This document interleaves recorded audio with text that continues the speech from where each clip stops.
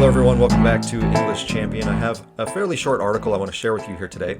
And the thing that separates this article from all the other ones I often share with you is that this is written entirely by a student, a college freshman. So we're going to get a bit of a student perspective here on what's going on at universities.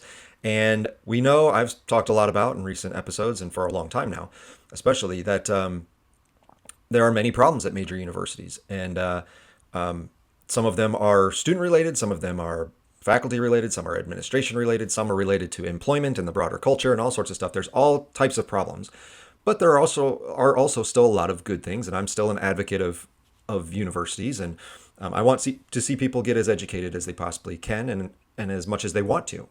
But the reason I'm sharing this is because she's going to offer a perspective that I think is probably fairly common among young people. She has a lot of disappointments, and she is someone who sounds, at least at the beginning of the article, like she might not last very long. As the article continues, I think she'll turn out fine. But I wonder if there are other students who feel as she does. And so what I'm going to do is I'm going to go through this article and I'm going to talk to her. Now, I know she's probably not listening, but if you're a college student, or if you're a parent of a college student, or a teacher, or anyone who is around college kids, I'm going to talk to you so that you can understand what these feelings you're feeling are actually like and what they're actually telling you and how you should probably respond to them. Because I think this young lady's overreacting quite a bit, and which is common for young people. But the thing we have to realize is, yes, I know as an 18-year-old or a college freshman, you're young, but you're not that young. You're an adult. And so we need to have a more adult perspective on this new thing you're doing called college. And I'm going to help you through it. All right. So if you're a student, take this advice if you'd like. But as someone who went to college for a long time and then taught at college for a long time, I know all about this. I can guide you through it. And so I'm going to give you some advice, and hopefully by some chance of fate, the student who wrote this might actually catch this as well. The reason why I even read this article was because the title really caught my eye. And it said, college freshman says, "I hate college. I really do." So that's the start. I hate college. I really do. So let's find out why exactly this young lady is so frustrated. Her first sentence is, "I hate college. I hate having to make new friends. I miss my old ones. I hate the food in the dining hall. I have a poorly made salad and French fries every night for dinner." Okay. So a couple things right out of the gate here. We need to make sure we really understand what we mean by the word hate, because as we're going to go through the article, you're going to contradict yourself a bit. So I don't think you actually hate college. Or if you think you do, we just need to shift our perspective a little bit. I hate having to make new friends. I miss my old ones. Well, you could have stayed with your old friends. You know, you chose to go to college where I would assume not many of your other friends came with you. They went other places or chose not to go to college. Well, you could have done that too. You could have stayed back in your hometown and not gone to college, or you could have followed all your friends to all the colleges they went to, but you didn't. You made this choice to go to this university. Why you made that choice? Well, that's up to you, but clearly you thought there was something valuable in making that choice to separate from your old friends and start this new life.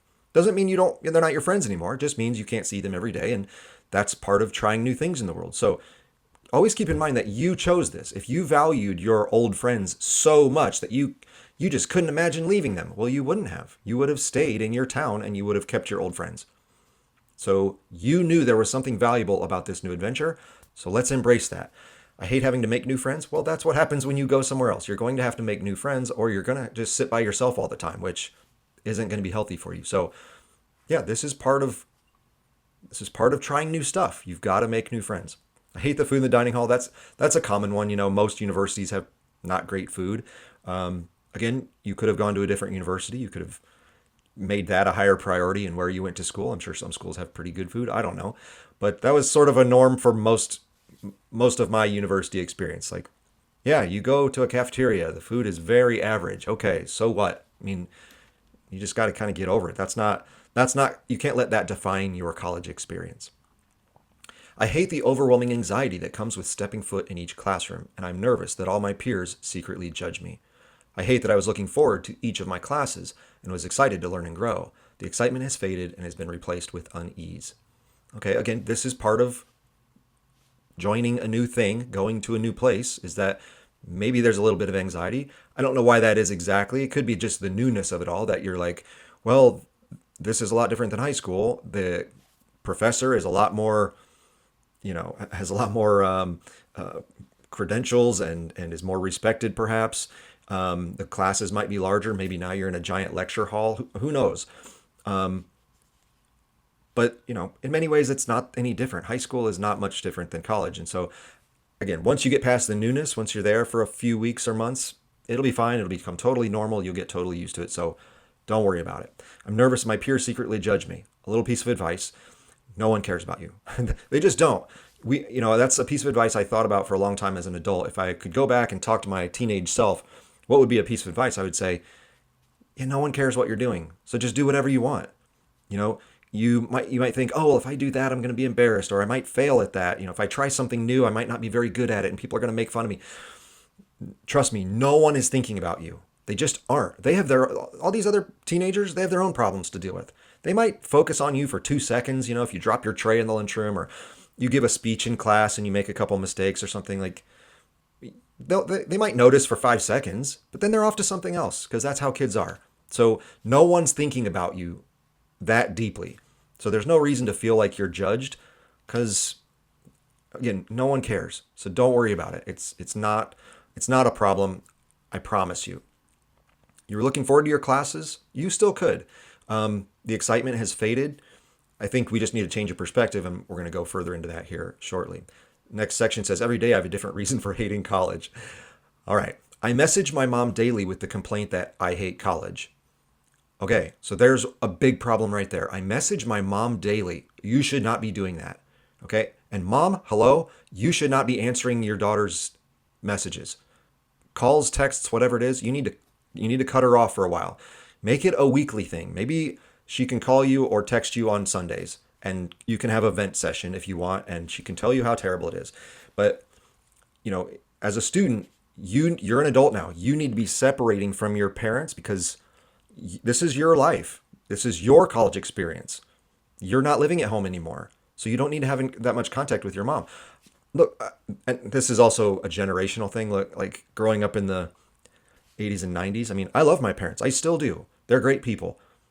I have no desire to talk to them every single day. Why? Because I have my own life to deal with. And I'll talk to them on Sunday or on Saturday or whenever I get time to do it.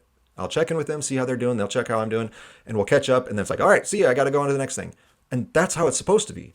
That's what young people used to do, was like, I want to separate from my parents and let me start becoming an adult now. And parents used to say, nope, go. You need to get out of here and go do your own stuff. Stop calling me for every little thing. So this is two parts. This is the student's part and the mom's part. You guys need to separate from each other, check in with each other once a week. That's all you need to do. And mom, if all she's doing is calling or texting you to tell you, quote, I hate college, you need to say, listen, sweetie, I love you, and I know you're going to be great at college. Stop worrying about it, and do not text me anymore or call me anymore telling me you hate this, because you chose this. You chose to go to school. So you can't say you hate something that you purposefully chose to do. Because if you don't want to do it, don't do it. Go do something else. But you can't call me every day, message me daily, complaining about this. I don't want to hear it as a parent. So you figure it out. You'll be fine. And if you don't want to do it, don't do it. But this can't keep going on. These kids today, I heard this from students for years, where they'd be like, oh yeah, I text my mom 3 or 4 times a day. I'm just like, what? Why are you doing that? You're a grown up. You're an adult. Stop it. Live your own life. You can still love and care for your parents. You don't need to talk to them every single minute of the day. Move on. It's insane. The reasons for these messages that she's sending to her mom vary daily. I hated college on Sunday because I wanted to have my own bathroom. Shower shoes are awful. Oh, you wanted your own bathroom. Okay.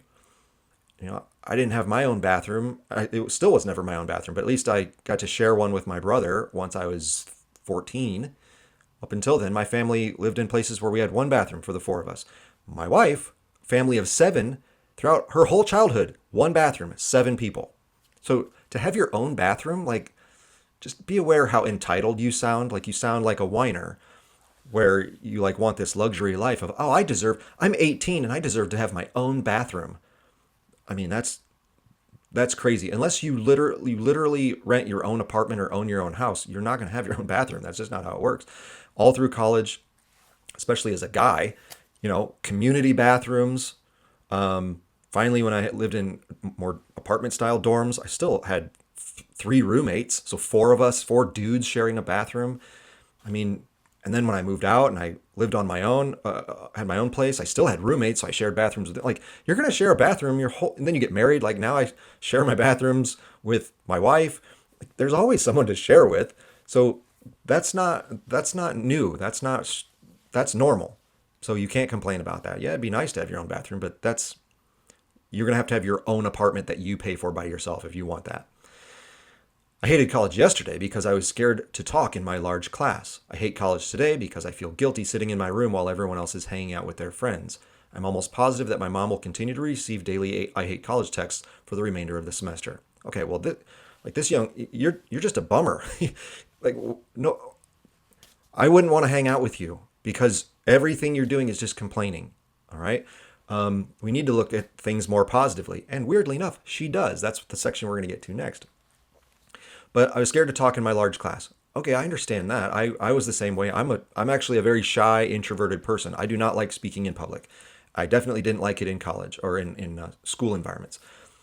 But you get a little better at it once you do it once, and maybe you're nervous to answer a question in class or to present a project or something. Once you do it, you go back and you go, well, I didn't die from it. I'm still here. I survived. The world didn't collapse on me when I gave a speech in class, so I guess it wasn't as bad as I thought. And after you do that several times, it becomes less of a big deal. Also, the other way to get past that is you just over prepare for everything. You you constantly are prepared to give the best presentation, to give the best answer, to ask the smartest questions. You over prepare for everything so that when something happens, you know you're going to give the best presentation or give the best answer. And so you have nothing else to be nervous about. Usually nerves come with being underprepared. So if you're so nervous to talk, it probably means you're not ready. It means you haven't done enough studying, you haven't done your project well enough, whatever the case may be. Over prepare so that when you're called on, you're like, oh yeah, I got this. Let me answer it. I know the answer. Let me tell you. And then you get some confidence. And again, you realize, oh, this actually feels kind of good to have the right answer in class. And all the other kids are going, wow, that girl's smart. Yeah, that feels nice. And you get less nervous. So that's how you get past it. You just enough practice and then again, prepare more and you won't be as nervous. I feel guilty sitting in my room while everyone else is hanging out with their friends. Okay, that feeling of guilt you have, that's your body trying to tell you something. Your body is telling you, yeah, I shouldn't be doing this. I shouldn't be sitting by myself in my room being a bummer, whining about everything when everyone else is going out and having fun. So if you're feeling that, maybe you should go out and have some fun. Go hang out with some people, make some new friends, do something. And if you don't want to do stuff with other people, you can still go do things by yourself. Go grab an ice cream. Go to the gym. Go for a jog or a walk. Like, go to a bookstore. Go wander around the downtown area. Like, go do something. You don't have to do everything with other people all the time. I do stuff by myself all the time. But yeah, why are you sitting around moping?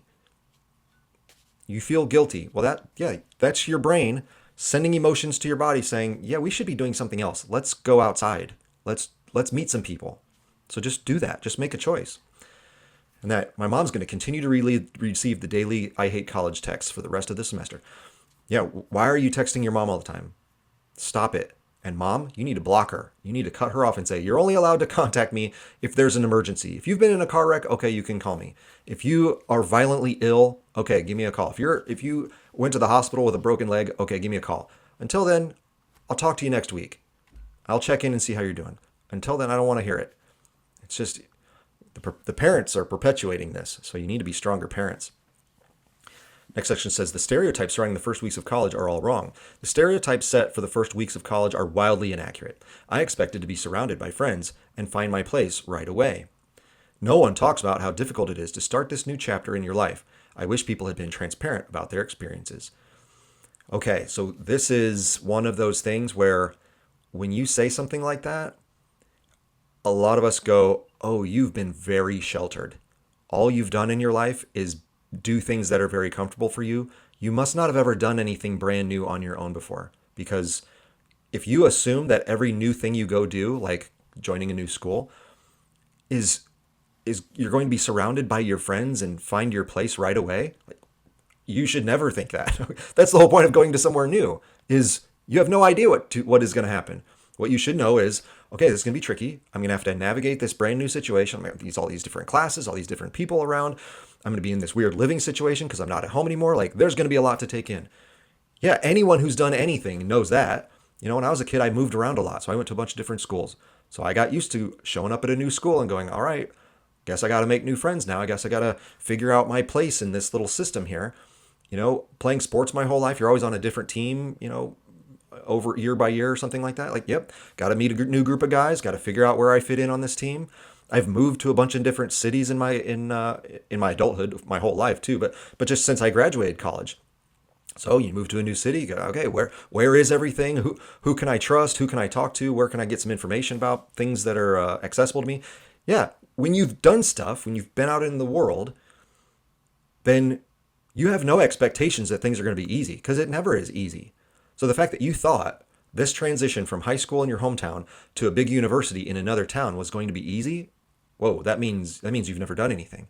Okay, so that's the problem. So this is why parents need to let their kids explore and put them in challenging situations, so that by the time they're 18 and they go off to do this new thing, they can handle it. And they go, well, yeah, this is going to be stressful a little bit while I find my footing here, but I'll figure it out. I'll get it under control in the next couple weeks. Yeah, that's what adults do. That's what they're supposed to do. So when you say, you expected things to be one way, like, you should never have expected that. Nothing new goes that smoothly. So you just always have to assume there's going to be difficulties, so that you have a mindset of, okay, I'm ready to tackle some challenges because they're going to be there inevitably. So let's just dive in and do that. And then you won't be surprised. So this young lady, you need some more life experience.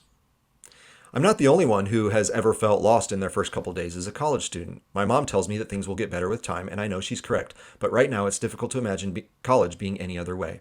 I'm doing my best to remember that change is hard, and it's okay to take time to adjust. Okay, so here's a little perspective. So I don't think you actually hate college. You're frustrated a little bit because things are not going as smoothly as you hoped. But you're starting to get a little perspective that I know it's just going to take time. I just need to ease my way into this, gradually make improvements, and it'll get better. Even my mom has told me things will get better. Okay, so then what's the problem? Just be patient and keep plugging along. Do what you're supposed to do regarding your schoolwork. Be a nice person, in your dorm or around campus, and meet your professors and do all that stuff, and it'll get better. Your mom's right, and you're realizing that that change is hard and it's going to take time to adjust. That's exactly right. So just accept it and just keep going forward. Next section. There are a few aspects of college I really enjoy. Again, so you don't hate it. Okay, so here's the part of the essay where if she were writing this paper in my college class, which I wonder if she did this, if she wrote this as a college assignment and then somehow got this published. Whereas the writing teacher, I would say, okay, there's a problem here with your perspective. Your argument is shifting quite dramatically, and now this is like a completely different essay than where we started. So I'm not understanding this. How can you hate something, but also she's about to list a whole bunch of things she really likes? Like these two things don't go together. So she has an argument problem from a writing standpoint. She's not working from a very clear thesis. Her thesis started with, well, I hate college, but the rest of the article, as I'll share with you, isn't really about hating college. So she's lost track of her thesis, and now there's a tone and argument shift going forward. So let's see what she likes. While the transition from high school to college has been challenging, I enjoy some aspects of college. I love the routine I've created now. I feel confident in my abilities to get my schoolwork done. I clean my dorm room each night before bed, and walking around campus while the sun is setting is a sacred experience. Well, that sounds great. This sounds like you're having an awesome time. What in the world were all those other paragraphs about, I hate college, I have to text my mom every day how much I hate it here? Well, you just listed several things that are great. You love the routine you have now. Well, that's nice. Routine is good, especially in a strange place where you're getting used to stuff. Develop a routine. It makes you more comfortable, and then you don't have to think about those things as much because they're part of your routine, and you can start tackling the bigger problems as they come up. So developing a routine when you're in a stressful situation, Exactly right. That's great. I feel confident in my abilities to get my schoolwork done. Okay, well, that's good. That means when you're all stressed out about your classes, sounds like they're going okay if you're confident in your abilities to do the schoolwork. Okay, well, then what are you complaining about? You're on the right track, it sounds like. I clean my dorm room each night before bed. Awesome. That's great. That gives you a sense of comfort because it's nice to be in clean places. You're making it your own, which is great. That means you can start separating yourself from this previous high school and home life you had because now you're starting to build this little place for yourself. Excellent. And it gives you a sense of accomplishment because then you can look at your clean room at the end of the night and go, wow, I did this. I picked up the stuff. I dusted. I did a little vacuuming. I made it nice. If I can do this, maybe I can do some other things too. So cleaning up your dorm room each day is great. It's excellent for how your brain's functioning on a variety of levels. And bonus, you get to walk around while the sun is setting in a beautiful campus. Well, that sounds awesome. That didn't happen at my campus. I'm from the Midwest where it's dark all the time. And, my freshman year, I was in like a kind of a almost, it was like a basement level dorm room. It was basically ground level. You looked out the window and there was the ground. So we were underground.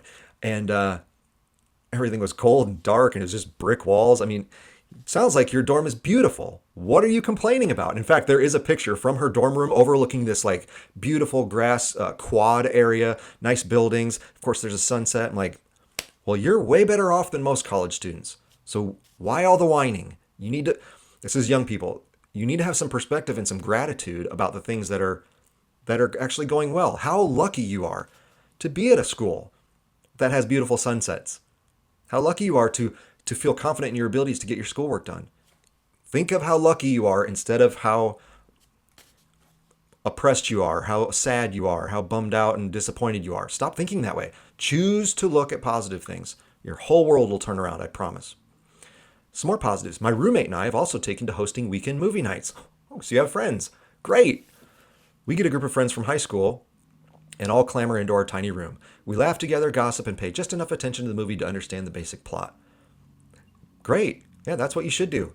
That's what I did too when I was in college. Is my buddies and I organized events. Like that's how you meet people. Like just host something. Host a movie night. We used to host like dessert nights. Like everyone brings a dessert and then we invite people to all have like little tastes, like have bite-sized samples of all the desserts. Or host a pizza night or host a game night. Host a karaoke night. Like just do stuff. People will love it. You'll get popular like that, I promise. What's funny about the movie thing she just said? Pay just enough attention to understand the basic plot. This is why movies are so bad now, is because what she's doing is what everyone else does. Is that they kind of just have movies on in the background, and so you don't really need to pay attention to them to kind of get the gist of it and know what's going on. So that's how movies get made. They're like, no one really watches these anyway, so we gotta, have all these explosions, and then we gotta explain the plot to everybody 5 times because they weren't listening the first 3 times, and so like this is why movies are so bad, is because of this right here. So, anyways, a little side note about filmmaking. My dorm is starting to feel like home. Finally. The plants, posters, crochet flowers and pillows, pictures, and Christmas lights create a calming atmosphere that I always hoped my dorm room would have. Fantastic! Sounds like you're living the dream. You've got friends coming over, you've got a beautiful little dorm room, you get to look at the sunsets, you're doing well in your classes. What in the world are you complaining about? The cafeteria has bad food. Well, okay, fine. Suck it up. Buy your own food. If it's that bad, go to the grocery store, have some stuff on hand. I'm sure you have a little fridge in your dorm room. Like just solve the problem. But the rest of your experience sounds like it's pretty darn nice. So how about just be positive? Next section. After meeting with my therapist on Friday, okay, here's what's going on. All right. You have a therapist. All right. Now it's all becoming much clearer now. You're someone who thinks about bad stuff all the time. That's the problem. So apparently the therapist tasked her with creating a vision board for how I want my first semester of college to go. A vision board. Okay. I included good grades, good study habits, getting involved, connecting with professors, making genuine friends, taking breaks when needed, and going to the gym. These goals and expectations have been put on my corkboard so I can be reminded each day. I also know that my goals and expectations cannot be completed in a single day. Okay, so this vision board idea is kind of dumb because it doesn't include the most important part of the vision. Okay, that's all it is a vision, meaning it's just a fantasy. This is what I wish things could be.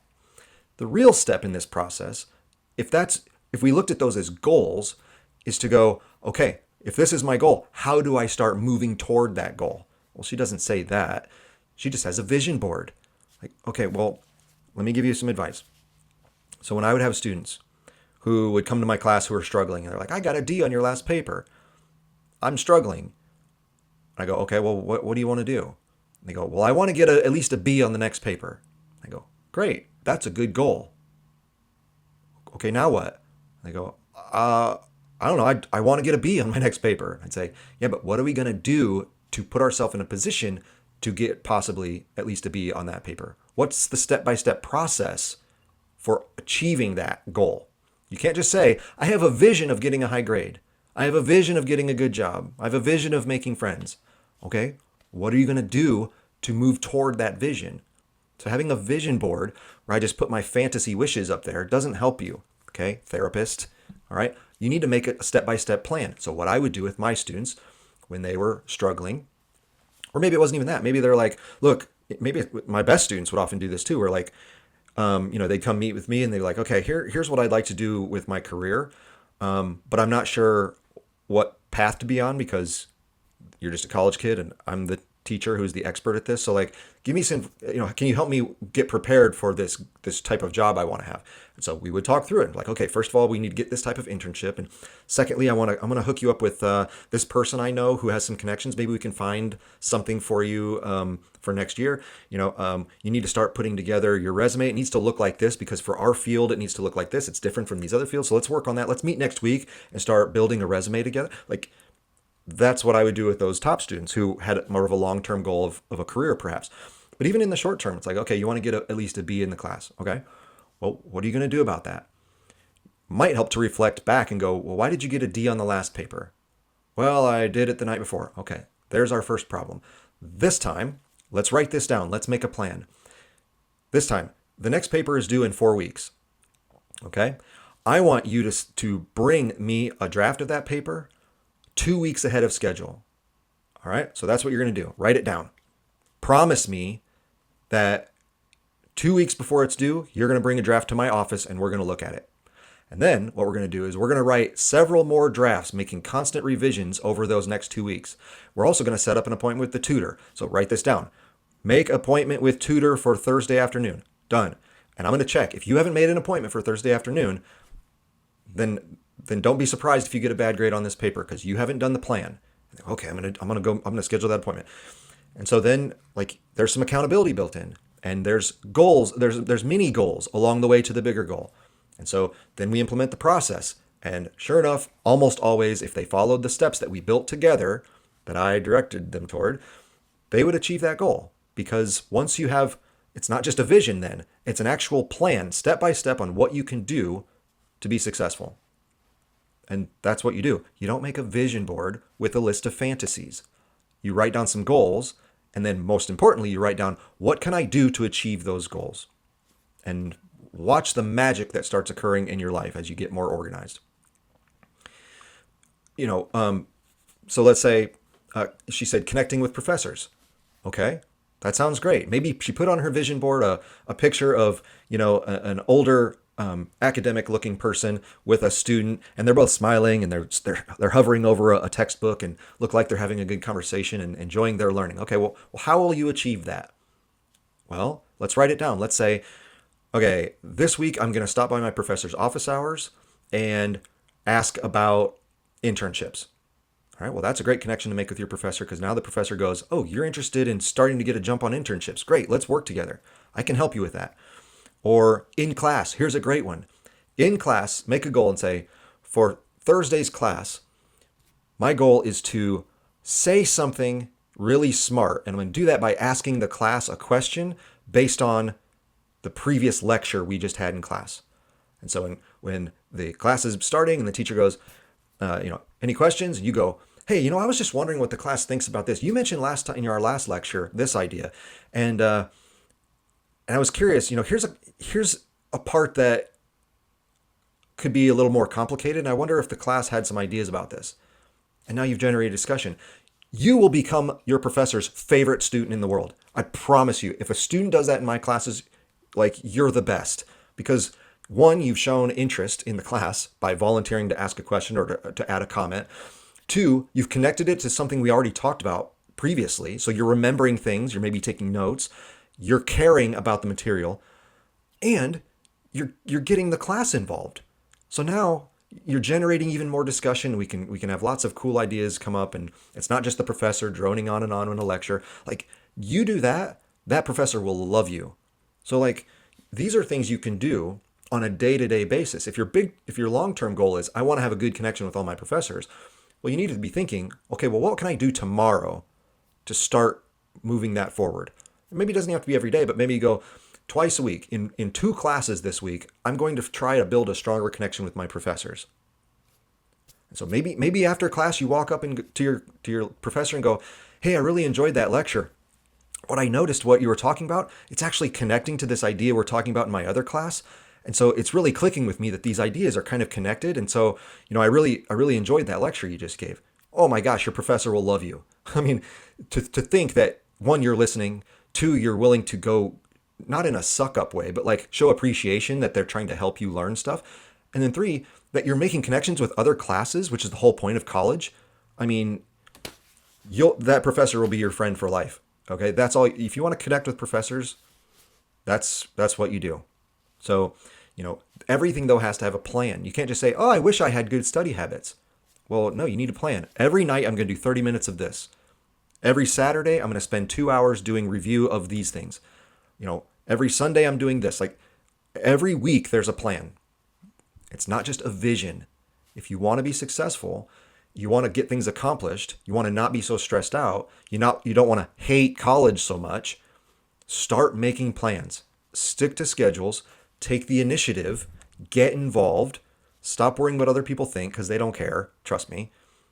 Just You just got to attack the problem. Stop cowering from it. Stop retreating and calling mommy and texting her I hate college. Attack it. Be on the offense and go get it. And everything will get way smoother, I promise. Again, she knows. She says, I know I can't complete these in a single day. Yeah, that's right. Okay? That's what the fantasy problem creates in you. Is you have the fantasy and then you start going, "Oh gosh, I wish I had that right now. I wish by tomorrow morning when I woke up I had all those things." Well, that's not how life is. So instead of thinking of the vision board, what you should do is have the goals and then write down all the steps that will take to achieve those goals and what you're going to do every day or every week to get you to those things. Well, those you can complete in a day because you can just do that one step today. And then the next day you do another step. And then 15 weeks from now, at the end of the semester, you've accomplished all these things and you've accomplished those goals that are on your vision board. That's how you do it. Here's how she concludes. Making genuine connections with people and establishing my place on campus will take time. Yeah, that's what I said at the start. So why do you hate college so much? Just know that it'll take time. I have already started on those goals by getting a job with the student newspaper. Excellent. Perfect. My first writing piece is being assigned today, and I look forward to getting out there and meeting new people that way. I'm still intimidated by aspects of college, specifically midterms and finals week, but I know that in time I will feel at home here and not only survive, but thrive. Yeah. So you see the disconnect here, right? Like the ending of this piece does not match the beginning. This is like a different person talking now. So from a writing standpoint, it's unclear what exactly she was trying to accomplish in this piece by coming out so hot with, "I hate college." And by the end, it's a very positive piece. And it's very honest. Like, yeah, there's going to be some difficulties and it's going to take time, but I know over time, and if I just keep accomplishing little goals, I'm not only going to survive, but I'm going to thrive. Okay, so that's the attitude we should have. So it's very interesting that she starts the piece so negative and then ends the piece quite positively. But we don't really see the transition from a writing standpoint. So young people, if you're going to write, you need to show the transition. So she's on like a little hero's journey here. Okay, I talk about this in all my stuff. So you start at the bottom. Here's something I dislike, and I have this goal up here. I want things to be better. I want a better life. Okay. Well, basically, she went from here to here in 5 paragraphs. All right, that's not how it goes. What you got to do is you got to show, well, first I felt like this, and then I tried this thing, and it made me feel a little better. but I was still frustrated. But then I met this teacher, or I met this person at the student newspaper, and that helped me feel a little better. And that got me a little closer to my goal. And now I'm less sad and I'm less mad about college. And then I tried this other thing and I made this group of friends, and now I feel even better. Like, we need to see the stops along the way, the trials and the adventures of the hero's journey. Well, she's not doing that. So there's a couple things here from a student standpoint. You need to improve your perspective. And it sounds like by the end of the piece, that is where you actually are. I wonder if you just said that I hate stuff just to either vent or to get attention, because it worked for me. I clicked on your article. But as I read your article, I got more confused. So that's not good. As a writer, we need to see the clear movement from one state of mind to another so that you can demonstrate this little hero's journey that you're on. But overall, this is how a lot of young people feel. They're constantly overly emotional. And if something isn't perfect, like, I hate this, like, well, it's going to take a little while. You just got to get used to it. You just got to overcome a few obstacles and it'll get better, I promise. But if you have lived a life where your mommy and daddy took care of every little thing for you and you've never had any trials or difficulties, then every single little thing in life becomes its own like tragedy. And so, oh, the cafeteria is terrible. Tragedy. Oh, I can't believe I have to share a bathroom with people. Tragedy. The teacher made me talk in class. Tragedy. Like, no, these are normal. You're a normal kid. It's okay. You're going to be fine as long as you, again, attack the problems, be proactive, and have the goals, but also make a plan for achieving the goals, and give it a little time and a little patience. And by next semester, it'll be easier. Next year will be even easier. And by the time you're a junior and senior, like, college is not hard at all, because you're in the system. You know everybody. You've now made a good connection with your professor, so they want to help you out a lot. You have way more confidence. You have some practical experience. Maybe you've had a job along the way or internships. It gets way better. So just be patient, be positive, stop thinking so negatively. You don't need a therapist for this. You just need a good mentor, a good parent, first of all, but a good teacher, some slightly older and wiser person to just say, hey, trust me, let me give you a little advice here. It's all going to be okay. And it will be. So this is what I fear is happening with Gen Z and then the generation after that, where your life has been so good. Everything has been so easy for you because we have all these amazing things in the world. You have access to whatever you want, that the slightest negative thing in your life makes you freak out. And then you're like, I don't know what to do about this. I quit. I hate it.